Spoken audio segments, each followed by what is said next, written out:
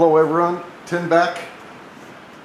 What I've just accomplished here has been to insert all the new lifters into the engine, and I've installed both rocker arms. And what I did to make it easy is I used this stay lube, and I put stay lube in every location where the push rods go into, and I also put stay lube on the top of the valves, as well as the little concave place for the push rod. And what that did for me, it made it a lot easier to put on, because when I put this on, I would start the bolts, and then I would use that stay lube to push down on each one of these push rods.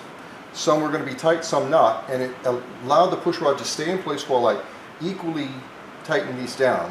And I started from the center and tighten them out this way.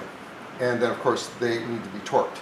So I did that for both sides, and we are now ready to put the belly pan on and finish it up with a paint job on the valves, and then we'll be installing the intake manifold. Stay tuned.